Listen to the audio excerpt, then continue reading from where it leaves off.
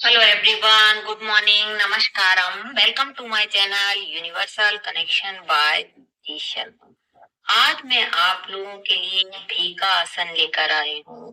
भेका शब्द दो शब्दों से मिलकर बना है, जिसमें से भेक का अर्थ है मेंढक होता है और आसन का अर्थ होता है मुद्रा। इस आसन में शरीर की आकृति मेंढक के जैसी होती है।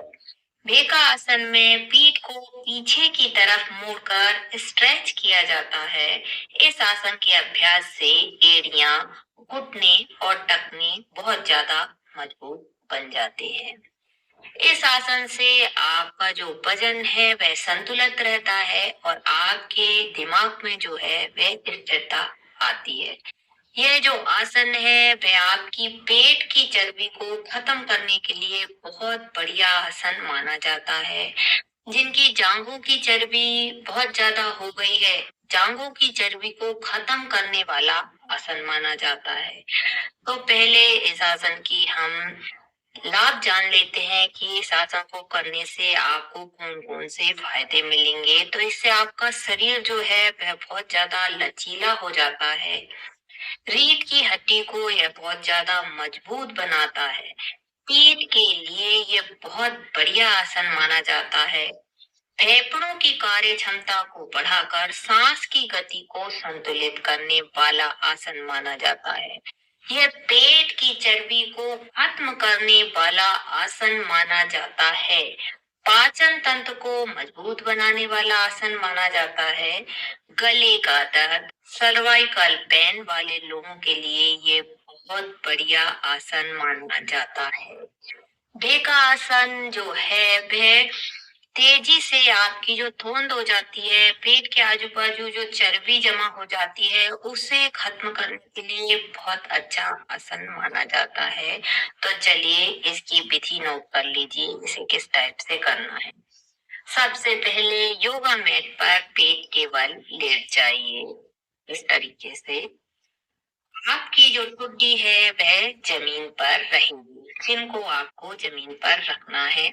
अपने दोनों घुटनों को आप धीरे से मोड़ लीजिए। इस टाइप से दोनों घुटनों में कंधे के बराबर गैप होना चाहिए। कंधे के बराबर आपको गैप रखना है। अब अपने दोनों हाथों को पीछे ले जाइए और पैरों की उंगलियों से हाथ की उंगलियों पर रख दें। जो पैर की उंगलियां हैं उस पे हाथ की उंगलियां रख दें, या आप इसे पकड़ भी सकते हैं, पैर को पकड़ सकते हैं अपनी हाथ से, इस टाइप से। फिर क्या करना है, धीरे धीरे कोहनी को, आपकी जो कोहनियां हैं उसे भी मोड़ लें इस टाइप से। और आपकी पांव की एड़ी को नीचे की तरफ दबाएं।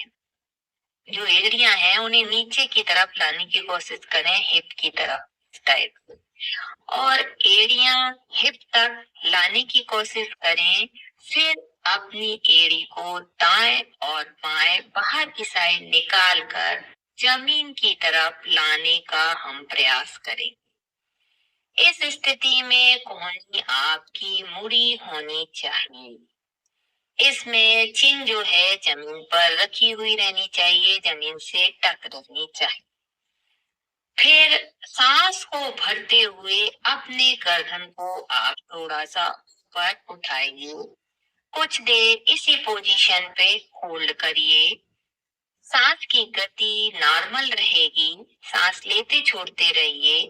इस आसन को आप 60 सेकेंड से लेकर 1 मिनट तक कर सकते हैं। इस आसन को आप 2 से 3 बार कर सकते हैं। फिर सांस छोड़ते हुए धीरे से अपनी गर्दन को नीचे लाएं और चिन को जमीन पर कर दें। रिलैक्स हो जाएं। धीरे से नॉर्मल पोजीशन पे आए। रिलैक्स। अब आती है इस आसन की सावधानियां। तो ये आसन जो है वह गर्भवती महिलाओं को नहीं करना चाहिए। अल्सर, हार्निया, घुटनों का जिनको बहुत ज्यादा दर्द रहता है, हाई बीपी वाले पेशेंट हैं, उन्हें यह आसन नहीं करना चाहिए। यह आसन जो है हमेशा योगा ट्रेनर की देखरेख में करें। पेट के निचले हिस्से में दर्द है तो इस आसन को आपको अवॉइड करना चाहिए। इस आसन अगर आपके लोअर बैक में या एड़ी से जुड़ी हुई समस्याएं हैं तब भी आप घुटने, लोअर बैक या एड़ी से जुड़ी हुई समस्याएं हैं उन्हें पर भी आप भीका आसन ना करें।